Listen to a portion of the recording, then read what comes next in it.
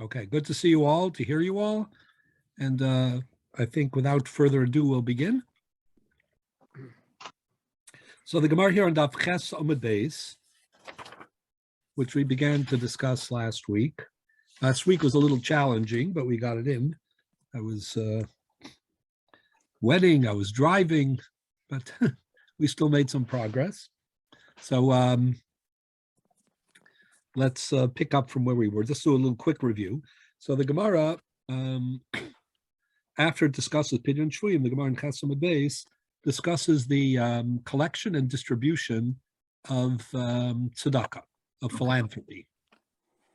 Very interesting Gemara. The first thing to note is that these are not, just haphazard, rules, meaning the halacha has a perspective on, philanthropy and social justice. And this perspective is reflected in, every single detail, how it's collected, how it is allocated, whether it can be converted, from one good cause, to another. And of course, numerous other issues. So the Gemara picks up with this, and it's going to read it again quickly. The kupa of a tzedakah, which the Gemara later on tells us is like a weekly fund. In other words, it was something called a tamchui, which is like a soup kitchen. That's like a daily, meals for people in need.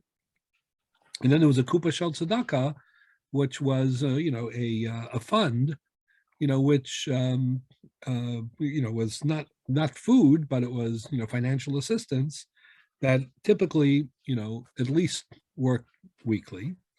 And what we're being told is that's nigves b'shnayim. It's collected, by two people, not by one. You excluding food from tzedakah? Are you excluding food from? No, not at all. I'm just saying that the kupa is money. The tamchui is food. Okay. Typically. So the collecting by two comes from the first Kohanim issue with the king. We'll see in a moment. So the Gemara is going to address it. Nigves b'shnayim b'schalekes b'shlosha. It's apportioned by three people. You need a committee of at least three to decide. That's of course the real tricky issue, right? The allocation. So the Gemara explains, Nigves b'shnayim she'eino sim sroros ala tzibur pakos mishnayim. This is considered to be like an executive or an authoritative, position. As we'll see why in a moment. Why is collecting staka, an authoritative or executive position? We'll see that in a moment. Umischalekes bishlosha kedine mamanis. Now that, of course, is very fascinating, which is a bezdin in dine mamanis requires 3 dayanim. Is it obvious that the allocation of tzedakah is patterned or paradigmed after the the composition of a bezdin? We're not suggesting either has to make a decision or again represents Maisa bezdin. We're not suggesting they are a bezdin. Say again? We are not suggesting that they're acting as a bezdin. No, they're not acting like a bezdin, but what the Gemara is saying is it's the amount of participants in the committee is based on the paradigm of a bezdin. It's not surprising because there's a good deal of judgment in the distribution of tzedakah. 100%.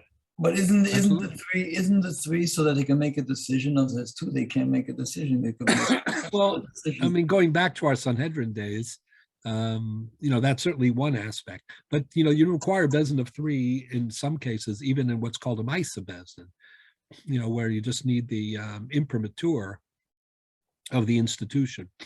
Of course, initially, the significance of 3 is the capacity, to break a deadlock.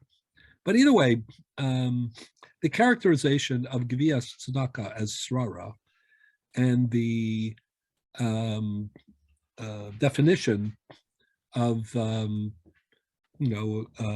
actually mischalekes, spending the tzedakah, allocating as being based on a ma'aseh beis is very, very suggestive. Okay. Tamchui nigves begimel. Tamchui, which is, again, more like a soup kitchen, that is collected by 3 individuals. Interesting, meaning for some reason, because it actually deals with food itself, they didn't want to didn't want to distinguish between, the process of collection and apportionment, since apportionment still requires 3, because it's still, as you say, it's like a matter of judgment or requires the almost like equivalent of an authority of beis din. So therefore, the gevia requires 3 as well. Does it have to do perhaps with the fact that when the tamchui, they need to give quickly the food to the hungry people? So maybe until, I don't know, they find the 3 or they take the 2. No, I mean, the Gemara, I hear that. I hear the logic, but it's not what the Gemara says. The Gemara says, shegivuya v'chiluka shavim. The Gemara says that the reason is that they didn't want to distinguish in this case between the apportionment and the collection, and therefore, since the apportionment requires 3, therefore the collection requires 3. So I hear what you're saying, but doesn't really fit into. Why should there be a difference between tzedakah and tamchui? What, I'm sorry? Why should there be a difference between the tzedakah and tamchui? Yeah, that's a good question. Well, I think if we'll explore tamchui and kupa, further, not today, but going forward, then we'll see an approach to that. But again, remember, the tamchui is about actual, and it's not about spending. It's not about finances. It's actually about, in a way, when you buy food or when you collect food, it's closer to the apportion, to the, should be seamless. Allocation. Because we're talking about the end, you were talking about the food itself. The collection and distribution of food should perhaps be seamless because of the need to do it in a relatively, there's no refrigeration at that time. It has to be done in a relatively. Yeah, that like the Chazan suggestion, it's a great suggestion, but givuya is kechalukasa, doesn't mean that. So there's something more about, in other words, in let me say it this way. When it comes to collecting money and then, how you spend money, these are really perceived as 2 different processes. When we're talking about, because it's a longer term project, even if it's just a week, so you're collecting money, there are 2 different phases, and, it makes sense that each requires its own. This numbers game have anything to do with the questioning of the credibility of no. Not at all. We'll see in one more minute. That is not a factor at all. The Gemara addresses that, but addresses it even, not being a factor in any case. So this is what the Gemara says about that. The Gemara says, one second, Tamchui b'chol yom, right? They used to collect, because the food needed to be fresh. It's also a daily kind of a commitment. Kupa me'erev Shabbos le'erev Shabbos, right? The kupa of tzedakah would be, collected or replenished or allocated erev Shabbos. Then the Gemara says tamchui la'niyei olam, kupa la'niyei yir. Again, very similar, issue. Like tamchui is like a more immediate emergency. So it doesn't matter. He's a local. He's not a local. He's a citizen. He's not a citizen. He's an immigrant, it doesn't make a difference. He has like an immediate need. Whereas kupa's funds, and it's a question of like a broader formal legal support. When it comes to that, that's a din in aniyei ha'ir. Does this go to the intention of the giver?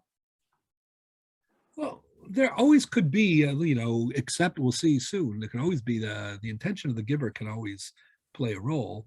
But mostly what the Gemara immediately is structuring, which is so fascinating, is that these are, as much as these are overlapping issues, obviously the mechayev of tzedakah, these are all different expressions of philanthropy. But, in halachic thinking, just because things are generally connected doesn't mean that we don't care about the nuances and the differences. Well, we In consider one case, this. you're talking about financial support. In the other case, you're talking about subsistence, contributing directly, to maintaining Does it not a have, certain does it social. not ultimately depend on the degree of poverty that the poor people experience? Yeah, of course. I Not everybody gets from a tamchui. You don't necessarily. Not everybody needs it. I remember a Gemara which it says that to one group a certain number of meals are distributed, and then another group receives a different a number of meals, and The Gemara, the Mishnah and Peah, and the Gemara, speaks about this also, but the source is really Mishnah and Peah regarding, what we call matnos aniyim. In Tfuas, Eretz Yisrael, there's, there are cycles, as we know. There's, Meiser Rishon, Meiser Sheni, Meiser Ani. So the Meiser Ani is where the Mishnah speaks of Leket, Shikha, Peah. In other words, the sources of philanthropy are many. They're, actual tzedakah. And in tzedakah, you have the distinction between tamchui and kupa, among other things. And then, as I say, you have, even in Tuas Eretz Yisrael, you have a concept of Meiser Ani, and you have Leket and Shikha and Peah. Those are all, different, so they have different dynamic, but the Mishnah there, discusses like who is, appropriate to receive, and, who's an Ani that can receive Meiser Ani, Peah, Leket, Shikha, and so on. And the same is true for tzedakah. So it's broken down to either a certain amount. I just don't want to get into this right now because it's an interesting topic. If you want, we could do more of this.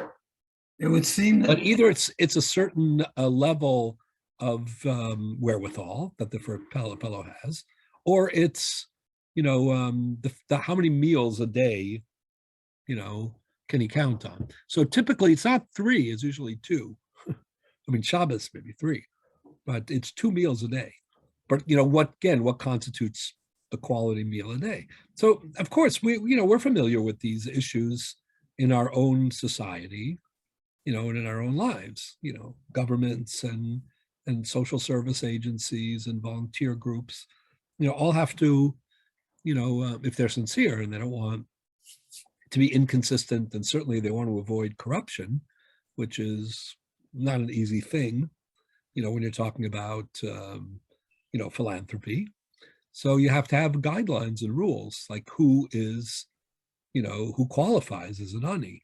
And even once they qualify, what are the different levels of support that is mandated? And what about priorities? Let's say you have people who are more needy, less needy. It's not a zero-sum game. It's, people don't understand this. Like, there are hierarchies. And again, this is not our topic now, but since you asked me, I'm just going to make this one quick point. There are hierarchies in tzedakah. Aniyeh mishpachtecha, aniyeh ircha, have a special status. So you see that with kupa. Aniyeh Yerushalayim, aniyeh Eretz Yisrael. Isn't there another factor here? One second, just one second. Let me finish the sentence before we discuss the other factor. But the point is that it's not a zero-sum game. No one thinks, pretty much, that until you have satisfied the highest obligation that you have, that you shouldn't be giving anything lower. Like, let's say aniyeh mishpachtecha are kodem the aniyeh ircha, which are kodem la aniyeh olam, or la aniyeh Yerushalayim, whatever it is, whatever the hierarchies are. Does that mean that if you don't have enough money to cover the first group, then the other groups don't get anything? So the evidence is that you should, in terms of priority and in terms of the level of support, you should calculate what those hierarchies are. But it's not a zero-sum game. You shouldn't be saying mostly that, this is a greater urgency, and therefore I'm going to give everything here and nothing there. Or maybe you have that choice, but certainly not. It's not, your only potential, policy. So because of that, we're talking about tamchui and kupa, and like we discussed, couple of weeks back, we were talking about pidyon shvuyim. We're saying that it's mitzvah rabbahi. It has priority. There are certain dinim that apply only pidyon shvuyim, but nobody thinks that when there's pidyon shvuyim, that all of a sudden you don't have an obligation to support, the local aniyim, or that only the most you have to use your wisdom, your judgment based on halachic categories to figure out what is the appropriate emphasis.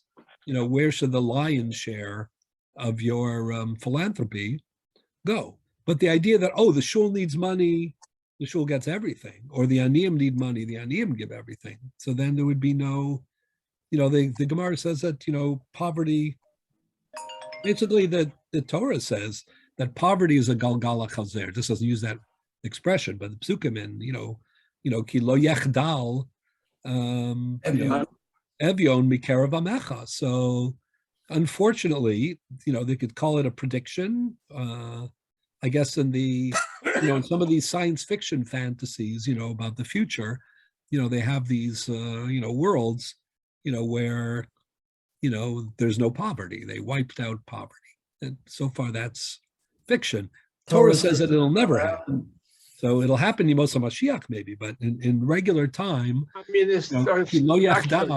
so again, we hope it'll be less and less. That's a socialistic communist doctrine that everybody will have an equal amount. Yeah. So ki lo yachdal, I guess that proves that we don't believe in the communist doctrine. If we needed, further, again, communism. We are absolutely a capitalist society. Yeah. Well, again, these are utopian, but in practice, they just don't. Right. There never was a socialist society or a communist society which actually wiped out poverty. Halavai that it would have, but we know people's, it's a function of greed, and it's a function of just human nature and need, and and the imbalance of resources in society. You can think that maybe things like Shemitah and Yovel help with that, and Shemitah's Ksafim, which they do. Again, I don't want to get deeply into economic theory, but the point is that it's complicated, and that when it comes to tzedakah, while there are clearly hierarchies, most of the poskim are very clear that that doesn't mean that, again, if it's kilo yachtal evyon mikarav amecha, there will always be evyon. If that takes priority over a shul and a mikvah and a yeshiva, then there would be no support, because we haven't wiped out poverty. So, but isn't the issue here the concern that if I give money to the kupa, I've, so to speak, made a neder and the dava, whatever you want to call it, to give money. We'll get to that. And that has to be used for the kupa, or I'm in trouble. Because I'm not talking about, we'll talk about conversion in a minute. We had it in Pidyon Shvuyim. We're just not up to that yet. You'll see in one more line in the Gemara, if we're just a little patient. But Rabbi, you mentioned the word corruption at a certain point. Yeah. Isn't that in order to avoid the corruption, the Gemara talks about having that the Beth Din should distribute. Well, there's a notion that goes back to Moshe Rabbeinu of the Yisam Nikiyim. That you should be transparent. You should be transparent, and people should know. There should be like a public accounting of tzedakah money. I was talking about corruption. I was saying that whenever there is money, there's the danger of corruption. That's just human nature. I'm not saying anything. But that's why we have the Beth Din running it and right. So part of the question of how many people collect, how many people apportion, the paradigm of Beit Din, the paradigm of Srara, are for sure to preclude, corruption. There's no question that that's part of it. Again, not because I'm not. No, I understand. It's just human nature. Again, the Kli Yakar felt it was, such a powerful human nature that it's practically, not, overcomable. Although it is, but others think that, it's a human nature, and there are other things in human nature, whether money is the root of all evil is a, a very old debate, and it's a debate among the Mefarshim too. Kli Yakar really thought that the temptation of wealth and of whatever, if you look at the Kli Yakar al Torah, it's practically every third piece, discusses this issue. He, feels very strongly that the biggest nisayon you can have is, but you look at the Rama and his writings and his hashkafic writings, he doesn't think that at all. He thinks that, people are rewarded with material success, and many people are able to handle it.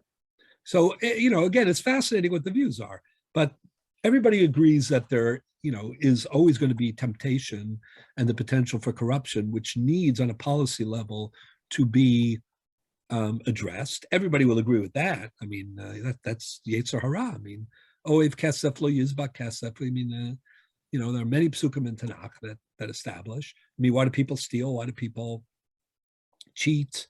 In various different ways. It's all for financial gain. I mean, Hamas is a very old, human, frailty, as we know. That doesn't mean you can't override it or overcome it. And it doesn't mean, that it's the worst of the human,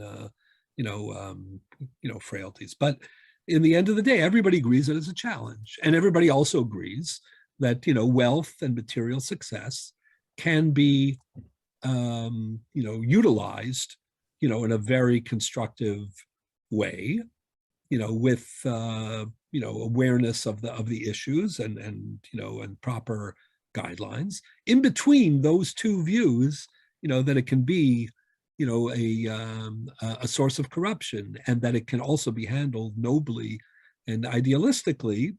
There's a range of view, which is more how challenging is it, and how difficult it is. But it's no wonder that any system, any legal system that is,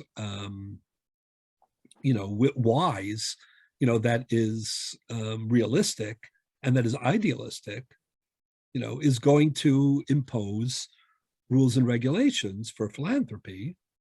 Not, again, you have to, you have to navigate between bureaucracy and red tape and, wasting money on rules and regulations in a way that gets in the way of the mission and the goal, and, the rules and regulations that are just fundamentally, protective of what the goals are. Any society has to deal with these issues. So halachic society, which is so principled, it's not surprising that it has rules about how many people and which kind of people collect, and how many people and which kind of people allocate, and what are the hierarchies, in terms of what takes precedence. But it also isn't surprising that this is not a zero-sum game, because, it's having priorities, and a hierarchy, does not mean that you can ignore. How would you ignore any of these, causes or groups? That would be a recipe for an imbalanced society and for inflicting pain. It wouldn't be, socially just to only have, priorities and hierarchy. So there, the trick is in policy and halachic policy, we're dealing with minat Torah in many cases, divine policy. And, we're dealing with effectiveness for sure, but also idealism, is to strike the proper balance, between these various considerations, to have guidelines, but not to be, completely rendered inflexible by the guidelines, so that you have the ability to pivot and you have the, capacity, to be dynamic and to address what you need to address. So I think that, that's very much reflected by these hierarchies, the rules, the ability to convert. So that conversion is in the next line. After the Gemara says there's a difference. Okay, so even the sensitivity that all things being equal, like tamchui, the difference between gevia and chalukah is very short, time-wise, and conceptually, it's very nuanced, because that's the whole point. I mean, you're buying food and you're allocating food. That's different than, raising money and allocating it. So it's not surprising that there's this very subtle but important difference. You don't split the Gevia from the Chalukah in Tamchui, but you do in Kupa. Again, I wouldn't have predicted it. I wouldn't have come up with it on my own, but reconstructing that this is the halacha's view, I think, like as in many other cases, is very illuminating and very inspiring. Okay, so let's continue. Then we'll talk about conversion. So that's the next line, couple lines of the Gemara.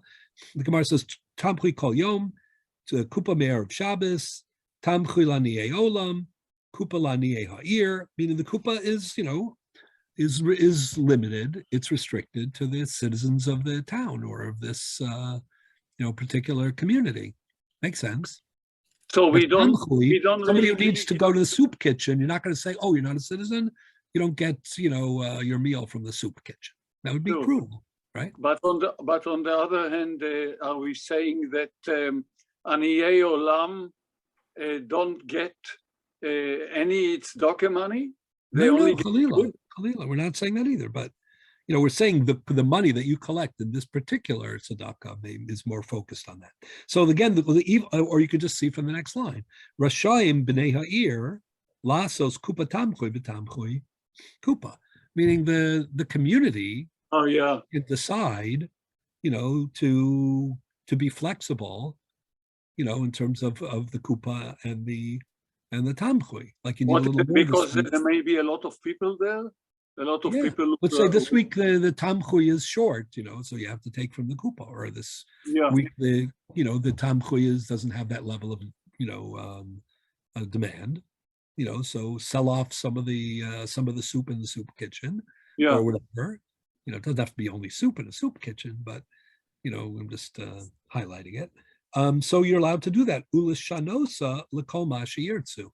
There's a certain flexibility. Now, again, Jacob Gold asked me, when we were talking about, pigeon, shvuyim, and so on, like, well, let's say that people specify, unless you're applying hefker, bez, and hefker, which we do sometimes apply, meaning that the community has a right, or that the court of the community has a right to confiscate. When it comes to money, it can make final decisions no matter what you want. But that aside, and that's pretty radical, of course, if people specify, that's a roadblock. But we're talking here about the implicit, natural, like the default policies of these, different phases or different facets of philanthropy. And basically what the Gemara is saying is, on the one hand, they're different, and we take into account these differences, and that's why, there are halachic, expressions just that, how many people, whether allocation. So at some point, but at one second, let me just finish the sentence. And at the same time, here comes the dynamism and the flexibility. That's where we say you can make a tamchui, a kupa, a tamchui, and you can be l'shanosa l'kol ma sheyirtzu. Yeah. The giver has lost control, basically. What do you mean? The one who gives the money has lost control at some point. Yeah. I mean, again, unless he earmarks, in which case you're getting to, maybe questions of hefker, bez, and hefker. But what we're saying is default, there's an understanding that there's a certain flexibility that the community has in executing, even these different. There's an implied risk that the giver has that his funds will be allocated. Yeah, I don't know whether I'd call it an implied risk. I mean, but if you want to say it that way, fine. I don't like the formulation implied risk because it implies that that there's some it has a negative. Because people have a tendency to want to give their philanthropy to a certain. Yeah, I understand. And if they specify and they make it a condition. And it could also be a completion of a nether or something that he. We'll get to that, right? It's not clear in the Gemara at all here, and we're going to discuss it when we get to the Ritva, whether or not there's any difference between the organic, obligation to give tzedakah, or we're talking about nidrate staka, where somebody volunteered, he made an additional commitment.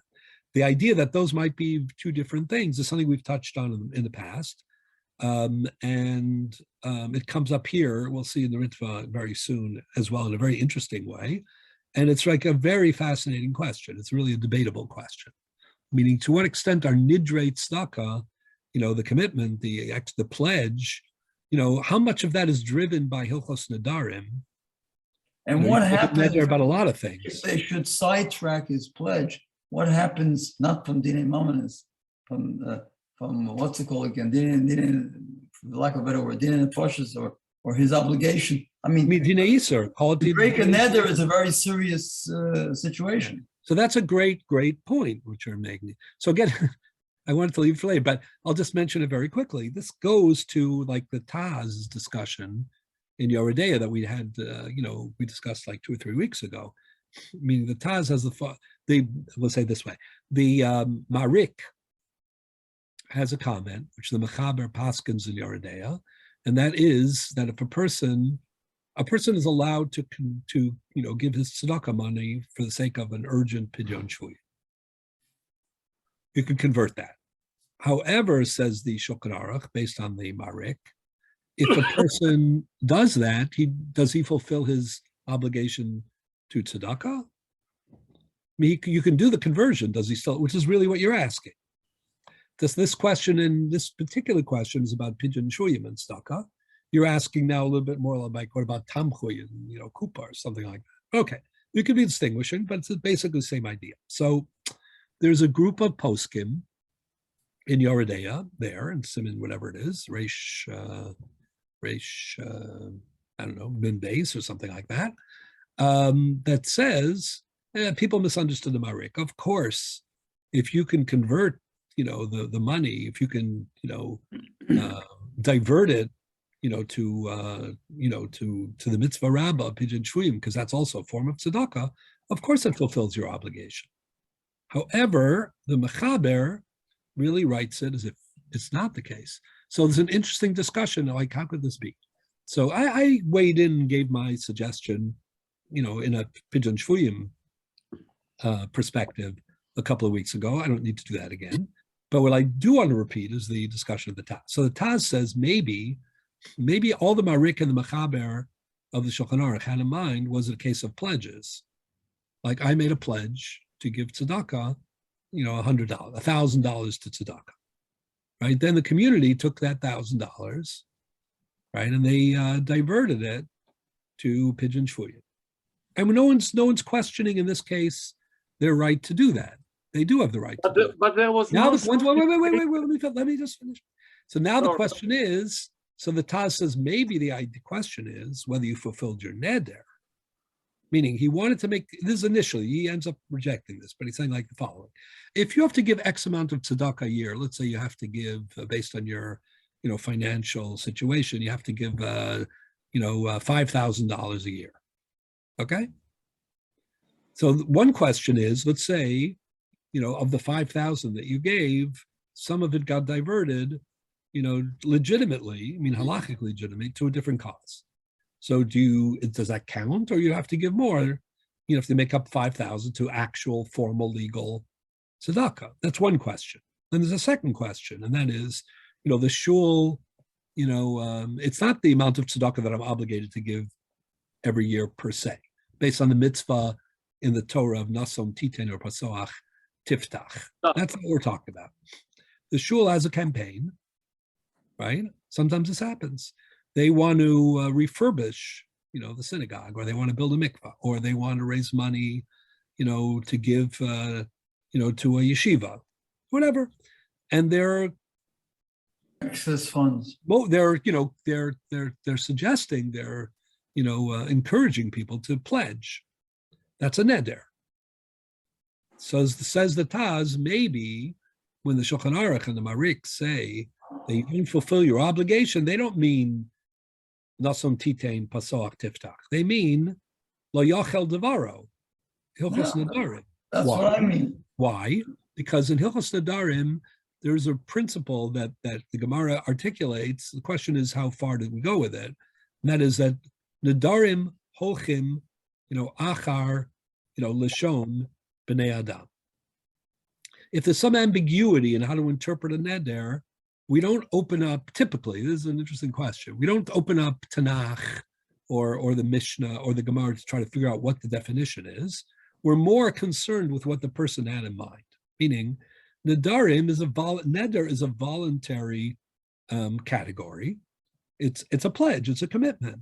So when he made a commitment to give money to tzedakah, the legal question of, is tzedakah, also covered objectively by pidyon shvuyim, that's one question.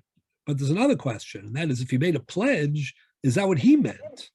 There's no ambiguity what he meant. He has, in modern day terms, 10 what we call pushkas in front of him, and he puts the money in. All of a sudden, there's a big pidyon shvuyim problem or something. All right, the money is been allocated very clearly where it's supposed to go. There's no, but we're assuming that it can be diverted at the moment. But then what happened when he put the money into this box number one? He was making a commitment to that box number one. Call it a right, but he didn't. Again, let's assume that he did that. If he had specified, that it's an exclusive or arrangement, and I want you to know that even though default there's a certain level of diversion that is legal, I insist, on this being the exclusive address of my philanthropy. That's one question, but we're not dealing with that here. In both cases, whether we're dealing with pidyon shvuyim and tzedakah, or we're dealing with kupa and tamchui, we're assuming that there is legitimately diversion. The question is a different question, and that is, am I now? They were okay. The pushka, which said tzedakah, which then got raided for the sake of pidyon shvuyim, that's all legal. Now the question is, though, but remember, how about the $5,000 that he's innately obligated to give a year, right? Does that part come off of that, or does he have to start all over again? Or let's say he made a $10,000 pledge, neder, right? Does it work for that or not? So the Taz wanted to make the interesting suggestion that when it comes to nedarim, we don't really care legally and formally whether there's a conversion element. We care what the guy had in mind. So if he had in mind, that he, is giving his money to tzedakah, and it ended up going to pidyon shvuyim, so then he didn't fulfill his pledge. But if we were talking about the innate obligation to give X amount, de machsoro ashayach salo, let's say 10% of his money, whatever it is, for the year, that's a more legal, formal. No, it's the form objective. That's the problem, not the law. It's the first point that's the problem. There's no ambiguity. He said, "I'm giving to this yeshiva." But we're assuming he didn't say, "And I'm not," and I don't allow. Let's say he's a very generous man. He agrees with the halakha's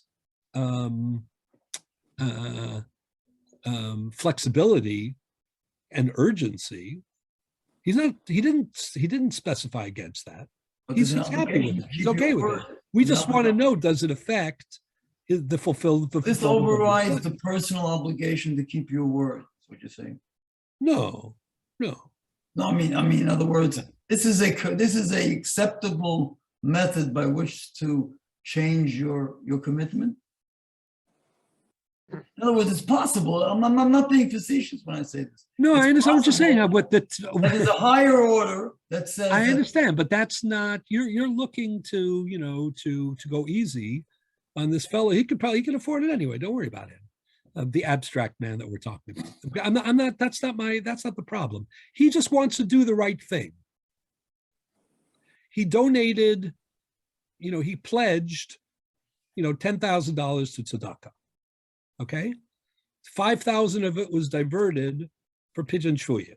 He's not upset about that because that's part of what the halacha envisions to be an appropriate diversion. He's a frum fellow and he's also a generous fellow, so he's okay with that. He goes to his rabbi and he says to him, I can afford it and I'm willing to do it. I just want to know, from a pledge point of view, do I have to give another $5,000, or is the $5,000 that was diverted, does it also cover, You're worried about, the poor, you have him like, in the Din Torah already, he's. But No, you can force That's right, people yeah, to I'm give concerned pigeons shuyim. about the fact that Durham and Adavas is a very strict rule, particularly as It regards tzedakah. is, and it isn't. I mean, Some that's even what I'm trying say to if you show. had a thought to give a tzedakah to a certain. If you want to be compliant with the values of the halacha, and you're not explicating,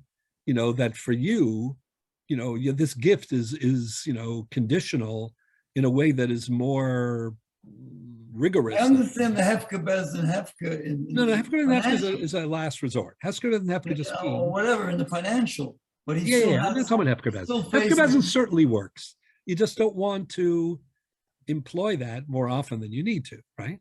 Because that has its own negative repercussions. But this is the question that we're discussing. We're discussing whether you have this fellow, he's fully compliant, he's fully, he wants to do the right thing. He's just asking a shaila. He wants to know, do I have to give if I have to give another $5,000 for my neder tzedakah to be complete, I'm happy to do that. If I don't, Sort of in I a have another brisker project. way, I would bifurcate and say, let's say he doesn't have to give the money, but does he still have the Isser problem? Does he have the what problem? What is And he's there? over a lava or whatever, What Are we law? talking about a neder case or the innate Yeah, obligation of yeah. tzedakah? Yeah. Or lo yachal dvara? Motos v'secha tishma, whatever you want to say, okay? Yeah. And my point is that it's sort of in a brisker approach, you can bifurcate it. Financially, he has no responsibility. But how does he get out of the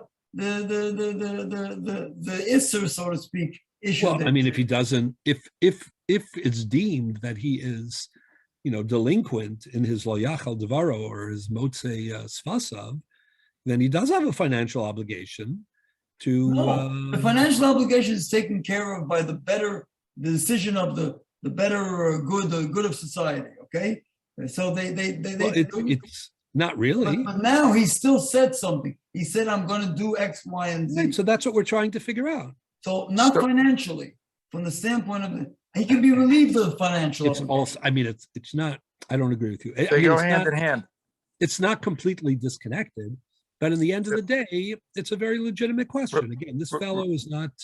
He's happy to comply with the halakha's preferred parameters. So you're saying Which includes the ability in an emergency to divert funds to things that are more pressing. However, he just wants to know where he stands vis-a-vis his neder and or his tzedakah obligation. So what the Taz was saying was, maybe there's a difference between these two cases. Maybe with regard to Nedarim, he still owes, and with regard to tzedakah, that's more of an objective formal thing. He doesn't. Can we formulate a thing that would say that he is guilty, but I mean, We mean guilty. We're not talking about guilt. I think about it. He has transgressed, but he's not guilty. He hasn't transgressed. He said, wants to know. He said, I'm doing A, and he didn't do A. Why should we? He gave the money. He gave the money. Why should we impose transgression on this poor Jew? The guy just gave wants the to do the money right Because thing. he's supposed to give the money to A. That was what He his neder gave was. it to A. He Right, gave but it he to A, and didn't. it got diverted. It's not his fault. Right. No, he said he's going to give it to Fifth Avenue, and he gave it to Park East. Ay, ay, ay. You understand? No, he won't say the same thing. That's probably not. That is probably not. That's what I'm saying. In other words, someone gives money. I don't want to use names of shuls, okay? Someone gives money to a shul, Right. and then the shul gives it to Pigeon Shuyim. There's an argument. You can go back to the person and say you still owe the shul. They've already given the money. That's not what happened here. So that's what we're discussing. I'm trying to understand. In other words, someone gives money to an organization. Let's not say a shul. Yeah. That's what we're discussing. Yeah, but how could you go back? Who says that guy wanted to give it to Pigeon Shvuyim? You decided to give his money to Pigeon Shvuyim. He gave it to you. So we said that's mutter somehow because it wasn't specified. We learned this earlier, that if it's specified for a specific cause, you can't do that. But if it was unspecified, someone could do that. Because how there's could you an go back to the implicit- person? How can you go back to the person and make him give you again? He already gave it to you once. I'm trying to understand Because that. because his pledge, that's exactly what the Taz is saying. His pledge was very clearly for one thing. And He gave it. He gave it. not his fault that you It diverted. didn't his go money. there. That's the point. Doesn't make a difference, but he gave it. Well, that's the question. Does it make a difference or not? In the end of the day, Aniyim, who let's say he pledged to support Aniyim or a shul or a mikvah or a yeshiva, let's say those are all classical tzedakah. In the end of the day, that money did not end up there. It ended up in a different cause, a more urgent cause and a cause which allows for that kind of diversion. But we want to know from a Hilchos Nedarim point of view whether or not he has satisfied his obligation or not. Now, again, if he's onus, which means he doesn't have any money left, that was, the bottom of the well, or the well ran dry, etc., then that's of course a different story. We're not talking about that. I'm giving you a scenario where the fellow is asking a question. He's saying, I'm capable of fulfilling, this obligation if it is incumbent upon me. Is it incumbent upon him? That's an interesting legal question. Okay. Anyway, well, we're going to see a parallel to this. I don't understand this. Yeah. When a person gives tzedakah to a specific institution, a Torah institution, a yeshiva, right, and he is doing two things. He's giving tzedakah, right, and he is specifying he wants it to go to a yeshiva. right. Why can this not be divided? Namely, that if it's diverted to Pidyon Shvuyim, then the person can say, I gave tzedakah, but because I did two things like Atchila. I gave tzedakah, but my second wish, namely that it go to a yeshiva, was not fulfilled. Because you're assuming that there's no contradiction between. I understand the question. Right. But your question or your comment presupposes that when we say that Pidyon Shvuyim Mitzvah Rabbah Kulu Isayu Bey, that is to be taken literally, and that there really is an element of tzedakah in Pidyon Shvuyim, not just that legally, it overrides it and it is of greater, concern. You're saying, oh, it's tzedakah, but it's not this tzedakah, it's that tzedakah. Yes. Part of it, I don't want to get back to Pidyon Shvuyim. Palginan betiburo. What? Palginan betiburo. That's already now you're getting fancy, but Palginan diburo means, I know. We edit his, we edit what his intention was, which is a fascinating idea. But no, I think what you're saying is true to the extent that we understand that the relationship and the reason for the diversion is that this is all part of one big pot, meaning there's a common denominator, which is very substantive here. What we tried to explain when we were discussing Pidyon Shvuyim, I don't want to go back to that right now, is that really there are two schools of thought. One is, this, clothing somebody, putting food on his table, giving, money to institutions, religious institutions that require it, that is tzedakah. Is Pidyon Shvuyim, tzedakah, in its own right? Even though the guy's living in a gilded cage, he has all the food, all the clothing, all the, religious services, that he could possibly require. Are we saying, oh no, but it's all a whim. It's at the whim of the captor, and therefore it could go away in a minute, or the fact that he has all this, but he has all this with his own hands tied. So all of this, determines that, this is tzedakah. In which case, what you're saying is totally true. He didn't give the shul and he didn't give the mikvah, but he gave tzedakah. Or is Pidyon Shvuyim a different idea entirely? And that is that he's living in a gilded cage. He has money, he has food, he has clothing, just that he's, captive. And that is something that challenges, a different aspect, maybe even a more core and basic aspect of his Tselem Elokim, of his quality of life. And therefore, remedying that is even more important than remedying poverty, lack of clothes, and so on and so forth. That depends how you read the earlier Gemara on Daf Chesam Beis when we say Kulu Isnayu Bei. And we discuss that, the Rambam's view, Rashi's view, other Rishonim's view, etc. So if what you're saying is correct, if we accept your assumption, namely that Pidyon Shvuyim Mitzvah Rabbah means it's tzedakah and then some, or it's the highest form of tzedakah, then the fact that it isn't the specific tzedakah that you targeted, is your description is absolutely correct. However, as I say, there's only a 50% chance that that assumption that you're making is true, by which I mean there are authorities whose view is that Pidyon Shvuyim really isn't a tzedakah. Remember, we got into this whole question by, I'm giving the example by a comment of Rabbi Yosef Karo in Shulchan Aruch, who says explicitly, again, everybody is having difficulty understanding it, which I understand, and that's why I'm, trying to provide some perspective. But what the Shulchan Aruch actually says, it's a quote of the Marik, but what the Marik and the Shulchan Aruch say is that if a person makes a commitment to give money to tzedakah, and that, and he actually gives to Pidyon Shvuyim, we want to know whether or not that is a fulfillment of either his pledge or of his obligation. Now, you also may distinguish, and some people do, between a case where, let's say I make a commitment or I give money, my tzedakah, allocation, and I give it directly to Pidyon Shvuyim. Okay, that's one case where you have this question.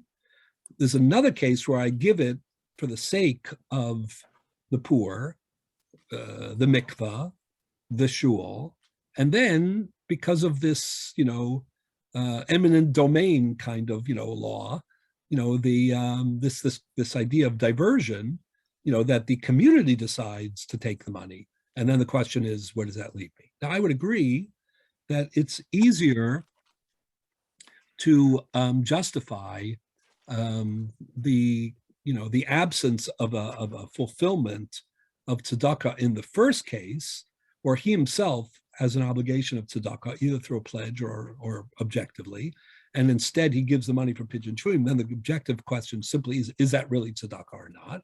It's easier to justify that is a problem than it is in a case where, he gave the money, he gave it to the right people for the right thing, for what he was supposed to give it, and then it ended up getting, diverted. Clearly, that second case is much more mechudash than the first case. Yafal Pichein, it's an interesting discussion. Okay, good. We got a little bit off track. So let's get back to the main point in the Gemara. So the Gemara says, also, you should know, Rashoim b'nei ha'ir lasos kupa, no, he said that already. Kupa tamchi kupa l'shanosa l'kol ma she'yirtzu. And then the Brisa concludes, Rashoim b'nei ha'ir lahasnos alamidos, yala sha'arim, v'al schar po'alim, v'lasi al kitzasa. Meaning this whole Brisa is about the flexibility that the community has in setting policy and in executing policy. So it's also in the same Brisa we're speaking about, can the community levy taxes? Can the community set policies in terms of wages? Like, let's say, minimum wages. Can the community say, in our community, you have to pay at least... Yeah. What's that? Oh. So all these issues of Rashaim B'nei Ir, lahasnos alamidos, can the community has the right to decide, midos, measures. In other words, we're working with, pounds or kilos, miles or kilometers, and how do we break things up? What are like the minimum categories? These are all. They try to save money at a certain point. Say that again. They are trying to save money, I think. Who's trying to save money? The Beth Din, the community, whoever. No, I don't know if it's all about. It's about policy. Because we are talking about it tonight. Here, Rashaim b'nei ha'ir lehasnos. Right. Alamidos. Alamidos. V'ala sha'arim. V'ala schara po'alim. They can make it more expensive or cheaper. No. I mean, the motivation is good, is quality of life and policy. We don't know that it's all financial gain. It could be that it's, it's altruism and, and social equity or comedy, whatever it is. It's not comedy, but comedy. But I'm just making the point that the framework within which this whole discussion is taking place is a framework which accentuates the flexibility and the responsibility, of course, of the community leadership, to ensure fairness, prosperity, probably quality of life in different ways in the location that they govern. Okay. Then finally, the Gemara comes to the bigger point that we want to discuss. The Gemara says, getting back to the first point, which was that you need two people in order to collect tzedakah because it's considered an executive or an authoritative action, srara. Where do we learn it from? Yeah, so the Gemara says, how do you know it? Plural. He doesn't say yikach. It says v'hem yikchu es hazahav. But then the Gemara says two things. Number one, srara sudalo avdi hahemune mehemen. The problem here is a question of authority or executive power. It's not a question of credibility. And that what that means is Messiah Rab Chanina, Rab Chanina, Maiso Mina Rebbe, Shnei Achin ala Kupa. Can you have two brothers? You need two people. Can they be brothers? If it's a question of credibility, you want to stay away from relatives. Nothing wrong with relatives, but the point is that two brothers, from a credibility point of view, are treated, all things being equal, as one, source. Are they treating them as agents? Sounds like edus. It isn't exactly edus, but hemune, hemune means credibility, belief, right? Even in Edechad and Bisurim, when you need, you want to avoid, two that are one, two voices that, seem to be one voice. Okay, so that's an interesting. The Gemara says that's not the problem in srara, because you could have two brothers. It's fine. Oh. Then the Gemara says, "My srarusa." How is it srara anyway? This is the key part. Then the Gemara says, "Damar Rav Nachman, Amar Rabba Baravua, lefisha memashkin alat staka afilu be'erev Shabbos." Because you can coerce or enforce the collection of tzedakah, even if that means going into someone's home on Erev Shabbos. Now, again, let's just to make clear what we mean by this. First of all, we said before that the kupa, is a weekly institution, right? Tamchu is a daily institution and kupa is a weekly institution. Hence, you get the, the Erev Shabbos, idea. It's supposed to be to make money. Gemara says, "Me Erev Shabbos, Erev Shabbos." What? Make money available for Erev Shabbos for people to be able to buy food. Also that. But the other, and the Gemara says, afilu be'erev Shabbos. What's that? So the Rashi explains with simple pshat of the Gemara, and there's people say, well, you're going to bother me Erev Shabbos. I'm Torah and Shabbos. I'm not giving you tzedakah right now. I don't have it. I'm busy now, right? But after Shabbos, he may not give the money anymore. No, so the halacha is afilu be'erev. Even if that will be the excuse, you have the right. The community has a right to make the decision to collect. Now, of course, wise tzedakah collectors are not going to, target people Erev Shabbos if they don't need to, right? But the point is, I have a question. Maybe it's a silly question. Would Pidyon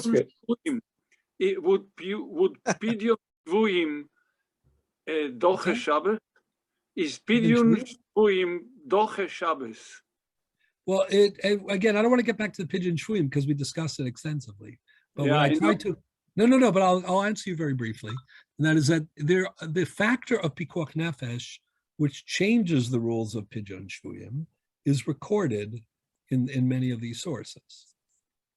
So there seem to be two types of pigeon shvuim, which is part of that is the legal, intriguing, question.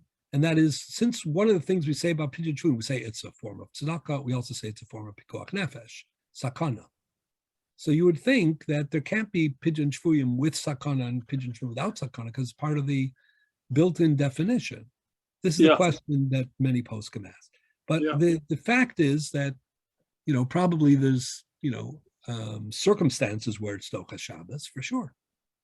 The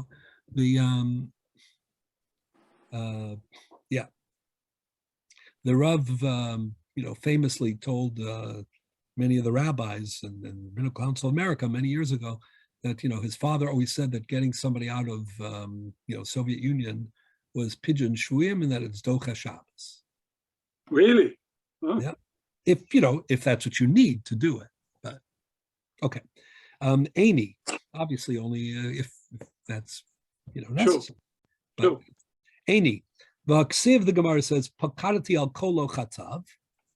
V'amar Yitzchak bar Shmuel b'martam shmei derav afilu al gaboy tzedakah. So there's a pasuk in Yirmiyah. It says that the Rabboni Shalom, takes the side of those who are unduly pursued, even if they're correctly pursued. So this is very interesting. So the Gemara says, how could that be? We just said that you can come into someone's house, even Erev Shabbos, and you could confiscate if they refuse to, live up to their obligations in philanthropy, that you can confiscate from them. So how could it be that the pasuk in Yirmiyah says that the Rabboni Shalom accords special providential protection to those who are the victim of pressure, says the Gemara. And not only that, so you could say, it doesn't mean tzedakah. But Rabbi Yitzchak bar Shmuel bar Marta mishmei derav said afilu agaboy tzedakah. Even if it's a gaboy tzedakah who's pressuring, even that do pakadati alo chatzav. The Rabboni Shalom is going to take the pressured person, under his protection. Says the Gemara lo kasha had amid had lo amid. The issue is whether the person being pressured is a rich man. He's capable of giving. He's a wealthy man. He has the wherewithal, or not. Amid means wealthy. And then the Gemara goes on to say, Ki ha durava akfe Rav Nasan bar ami v'shakomine arba mea zuze staka. That Rava actually pressured or enforced or coerced Rav Nasan bar ami, and he until he gave him 400 zuz. 400 zuz is a lot of money. Well, he was a rich man. Yeah. Apparently, he was a wealthy man. He, two times a big dowry. Yeah, exactly. That's how we know it's not a small amount. That is true. Yeah. 200 zuz is the typical ksuva. Yeah.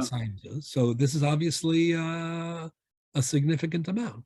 But obviously he could afford it, and he was evading. It sounds like he was a good person mostly, but he was evading his obligation, and Rava imposes upon him. Okay. So we were beginning to discuss last week, is this idea of kfiyah b'tzedakah. Okay, my time is almost up because we spent examining other things, which is fine. But I want to just pick up a little bit on that. So the Tosfos Alatar raises the question, how can there be kfiyah b'tzedakah? After all, this runs contrary to a rule in the Gemara in Chulin, right? The Gemara Tosfos says, Im Tomar, Havepera Kalabasar, Amar, Kalmitaseh Shematan Skara Ksuva B'Tzeita, Ein Bezin Shalmata Muzarim Aleha. If the Rabboni Shalom tells you that he's going to give you a bracha, or he's going to give you a klala, whatever the case may be, he spells that out in a specific way, in a particular mitzvah, then it's not Bezdin's, place, to get involved. The Rabboni Shalom's explicit establishment of what the stakes are eclipses Bezdin's authority in this matter. That's a simple reading of the Gemara. So if that's the case, since there is a mitzvah say to give tzedakah, nosom titain, pasoach tiftach, and it appears as if it's matan skara b'tzeda, because the Torah says, Liman yivarechacha Hashem Elokecha, just like we're all familiar with the most famous matan skara b'tzeda, right? Kibbut Aveim, Laman Yarichun Yamacha, right? So this is Laman Yivorech Hashem Elokecha. So that's what Tosas introduces. Tosas says, I don't see how this Gemara and parallel Gemaras like it could say that there's kfiyah, the tzedakah, it goes against the principle in Gemara and Chulin. Okay. So our time is almost running out, and I want to make a little progress with the Ritva. So let me just remind some of the other answers. Tosas gives 4 answers to this question. Okay, very briefly. The first two answers basically re-examine our Gemara.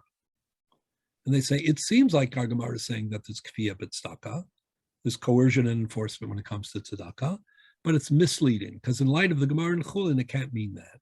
If it can't mean that, it has to mean something else. So what does it mean?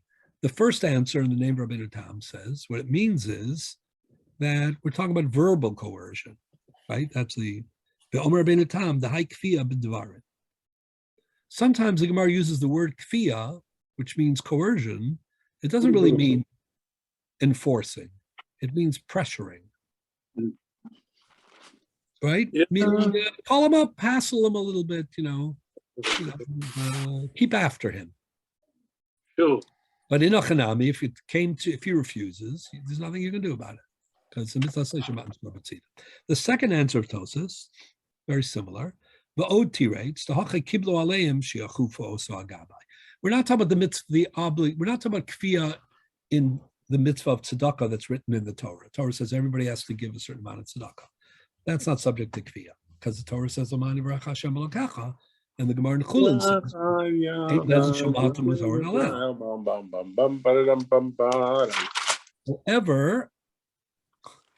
However, it's not me, Rabbi. It's not me. I did not sing. no, we recognize your singing.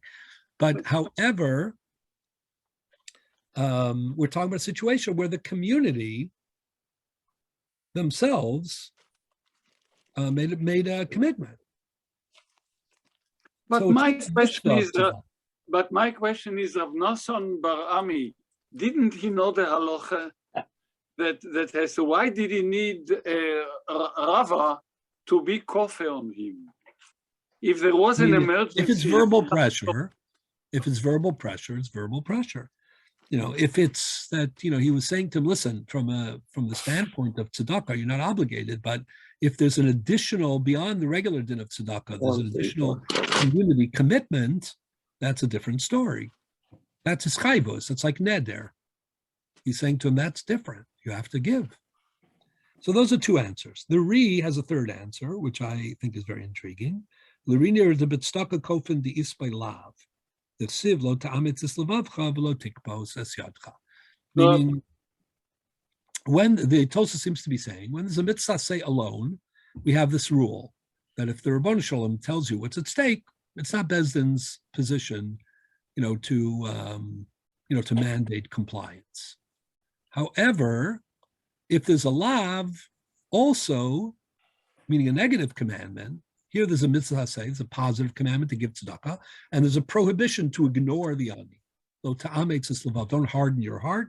Below tikpos es yadcha, don't withdraw your hand. Since you have also a transgression, the transgression is not covered by this principle in Chulin. However, that is a problem a little bit, as some Achronim point out. 2 problems, and this is what I mentioned last week. Number 1, the logic behind the rule, it's not so obvious that it doesn't apply when there's also a law, because in the end of the day, if the idea is that when the Rabbanu Shalom himself spells out what's at stake, then it's not Bezdin's job, to get involved. Why does it matter whether it's an asay alone or an asay in a law? Moreover, we have examples of mitzvah shematan zchor b'tzeidah, where we apply the Gemara in Chulin's principle, which have an asay and a lav. So that's a Mishnah Malas question. So what does Tosas mean? So I'm going to suggest in 1 more minute what I think it means, even though we have to wrap up. The 4th answer of Tosas, before we get to that, is the answer of the Ritzvah, who says that when the Gemara says in Chulin that Ein Bezdin Muzharim, Ein Bezdin Shamatim Muzharin Alaa, that Bezdin doesn't, doesn't get involved. They don't mean it doesn't get involved. They mean they're not manish. They don't impose a punishment. That doesn't mean they don't coerce. They can force you to do the right thing. They just can't punish you physically. They can't give you corporal punishment. So according to the fourth answer, the Gemara is talking about regular tzedakah. We do apply the principle in Chulin, but the principle in Chulin is much more limited than we thought. Okay. So yeah, I spoke about another two answers last week. I want to go to the Ritva, and with this I want to conclude for today, and I want to pick up with it next time. The Ritva gives the following answer. I'll tell you what he says first, and then I'll read it just for a minute, and then we'll continue next time. The Ritva says, if this were a regular mitzvah, then this rule in Chulin would apply, and there would be no coercion. But there's something unique about tzedakah, and that is, in addition to being a mitzvah, it's also a chov. It's a monetary obligation. Instead of seeing it as, oh, there's a mitzvah for you to dig in your pocket or write a check or dig in your pocket and give money to an ani, to a shul, to a mikvah, to whatever it is. That's not the way to look at it. The way to look at it is that the Torah extended the principle of monetary obligation to tzedakah, to philanthropy. The Torah made aniyim and their plight your problem. So when you give tzedakah to the ani, you're not just, buying daled minim or spending money and buying, so you can build a sukkah and fulfill the mitzvah of tzedakah, of sukkah.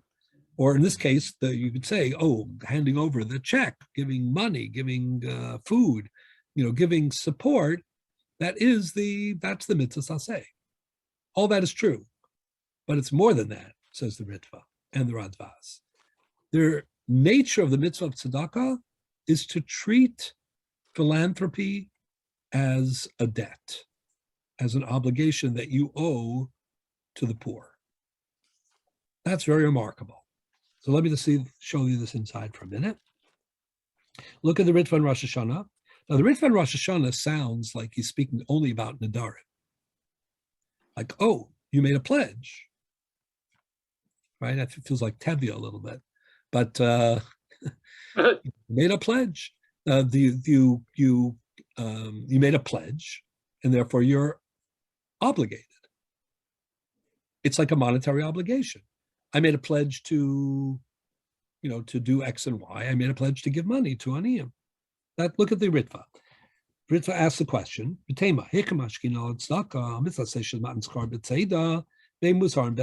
the bottom of page 1. The tears Yerushalmi ain't bezin and nashim allowed klamer muzarin name lachuf avalim elimoy name v'lo kafu ain't nashim kamoshin nashim al sham is the same lo kafu. That's the first answer. Let's leave that for now. The Omer Rabbeinu Neru, this is the one that's important. He's quoting his Rabbi. The Ritva's Rabbi is the Ra'ah, not well known in the world, but the level of impact that the Ra'ah had on the Ritva is far greater than the Rajba, who most people think is the Rabbi of the Ritva. When he says Rabbeinu Neru, or whatever, he means the Ra'ah. The Ra'ah said, "The Gemara dilon leis hai svara, elakom etasei shemat skor kosa b'tzeda in bezin mizarim klau, kinaminim masachet chulin." He said that doesn't make sense, because the Gemara says in Chulin that if it's matan schara b'tzeda, like kibbut av'eim, it's not Bezdin's business. Amalei Rav Nachman kaftia, amalei lo by lemichve. Komat asay matan schara b'tzeda in mizarin alav. Im kein eichem mashkin alat staka. How can you go and invade somebody's home and take their property on Erev Shabbos because they owe you tzedakah? The answer is because here the Torah says the words ve'asisa, which means you force it. Azhar lebezin shasucha. Bezdin can impose gevia of tzedakah. Below gamrina minali alma, we don't. This is not comparable to other cases. Mishum dahacha lav mishum mitzvah derami alal bilchud kaifin alei. We're not forcing him to do the mitzvah alone, What we're forcing him to do is pay his debt or honor his commitment. It's not forcing him to do a mitzvah. It's forcing him to honor an obligation. That's like a financial concept, right? Or a commitment. Just like I can, look at that comparison. If I borrow money, right? My next door neighbor lends me $100. I have to pay him back. Am I giving him tzedakah or am I pay him back? Mitzvah. But fundamentally, I'm paying him back because I owe him money. That's not kfiyah. If there's kfiyah for that, that's understandable. Says the Ritva, just like you have to pay back, a debtor has to pay back his creditor, so too a philanthropist, right, has to honor his commitment and give tzedakah. Now, if you only had this Ritva here in Rosh Hashanah, you might say, well, that's only in the case of a pledge. What he's saying is it's not just a mitzvah, it's a monetary obligation. How is it a monetary obligation? Because you made it a monetary obligation by pledging. But now look, and with this we're going to conclude for today, look at the Ritva in Ksuvas. We have the rabbinic, slogan, Divrei Torah, aniyim b'makom echad and ashirim b'makom acher. Sometimes, you have to look in more than one place to get the full picture. So this Ritva alone is intriguing, right? But it is not yet, a home run. It's not yet a colossal, transformative perspective. But if you look at the one in Ksuvas, which supplements it, look what happens. So look at the Ritva in Ksuvas, it's on page 2. Even though it's mitzvah seishes matan schar b'tzeda, the kaimela and kobetz seishes matan schar b'tzeda ain't bezem b'sarim aleha. So how can you be kofeh? Listen to this. Hasam hu b'shar mitzvos. That rule applies to things that are pure and exclusively mitzvos, meaning ritual obligations, or obligations, religious obligations. Kagon kiburav, be'em, kiyotze bazeh. Aval inyan staka kaifinan mipnei machsorim shalaniyim. The reason you can be kofa is because what the aniyim are lacking, right?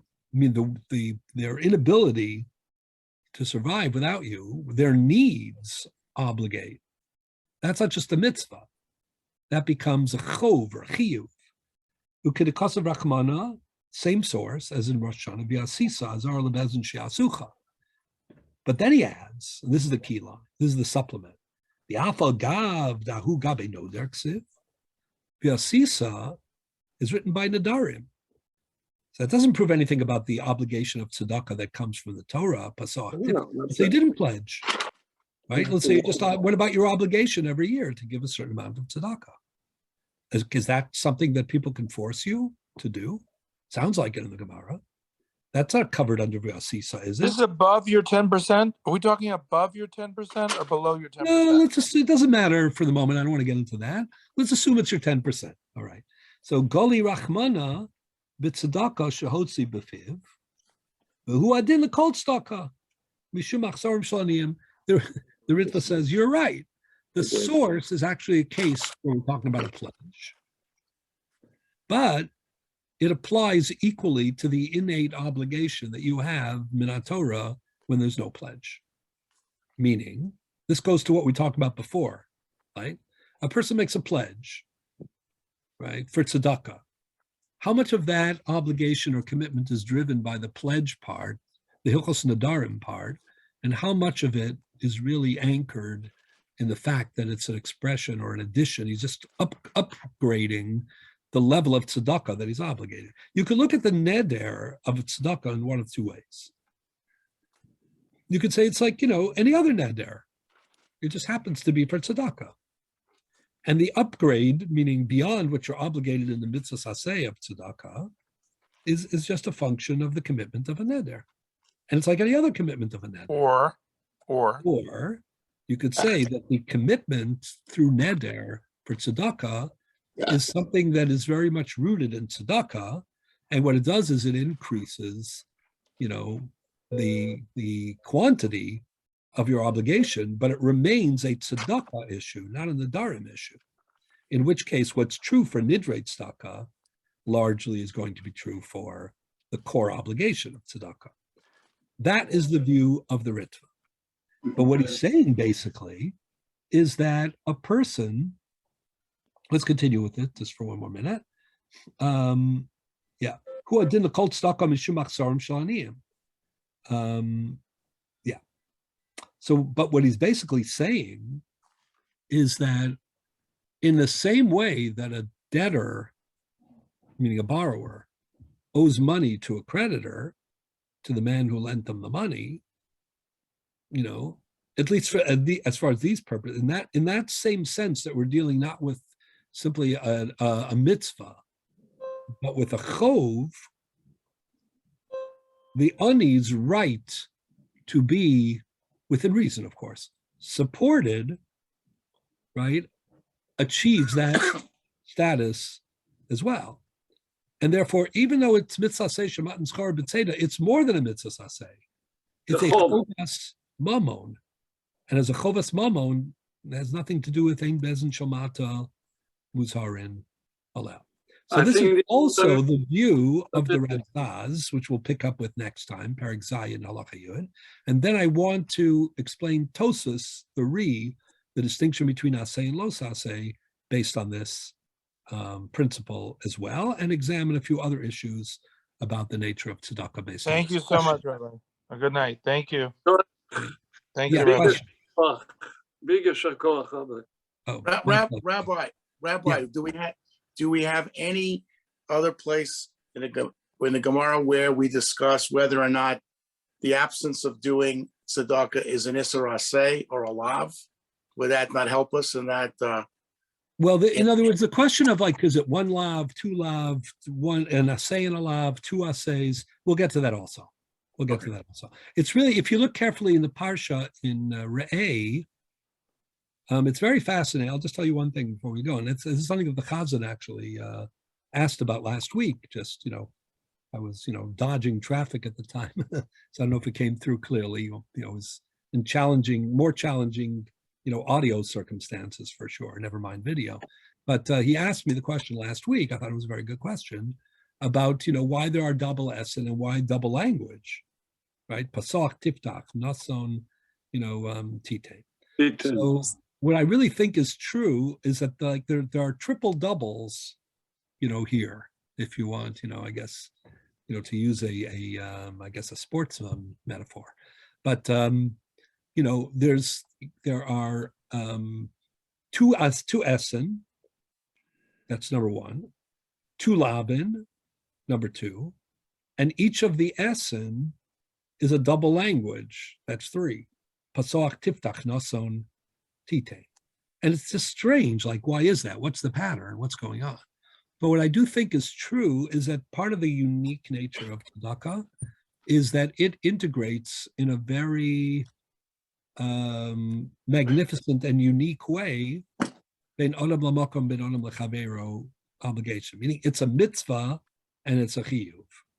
And I think that the triple double Lashonos, or the triple doubles here, I should say they're all Lashonos, in the language of each asay, the fact that there are two asays, the fact there are also two, there's an asay and a lav, and there are actually two asays and lav, maybe you should call it four, a quadruple double, I think has to do with the fact that at every stage, you're kind of testing the limits, or you're integrating, the overlap between, who are you doing this for? Yourself and your midos tovos and the Rabbonu Shalom's, tzivui, or the, is this something that you owe, like Kol Yisrael Arevim Zelazeh, V'ahavta l'reacha, it's something that you really owe your neighbor. He's really like your Baal Chov. You're doing them this enormous favor for free, and somehow the halacha perceives it like you're paying back a debt. So the answer, I think that both elements are true. it's a mitzvah and it's a chiyuv. Not so Chiyuv. deep. Yeah. Now I Well, understand it even better. I understand it better, the double language. Because So of course, it's also a more emphatic language. I mean, it's also a way of emphasizing, it's emphasis, but I think, the emphasis isn't, mutually exclusive with the idea that it's also, accentuating the dualism in tzedakah. Because remember, what is tzedakah? It's asking you to take like the most material, practically, part of your life, meaning your financial, success. And, you're just supposed to take give that back. people. To give back. The whole idea of financial success is competitive, and it's, and again, for better or for worse. So asking somebody to take their hard-earned financial, wherewithal, and simply hand it over to someone else, out of the goodness of is an interface between, the interrelationship with people, and the fact that you're an Oved Hashem, therefore your interrelationship with people, is on a completely different level. So in both directions, there is this kind of mutual enhancement of ben olam lamakom, ben olam l'chavero, I think. So that, I think, is the key to understanding a lot of phenomena in Hilchos Tzedakah. I once heard, I don't remember, I think it was Rabbi Chodesh who used to give a shiur in my house many years ago, that ben adam l'chavero is actually also ben adam lamakom. Oh, that very well may be also, but that doesn't mean that it is. It overlaps and it's different. Right? Yeah, it's an added dimension. Okay, to be continued. Rabbi, kol tov. Have a good Sure. weekend. Thank you.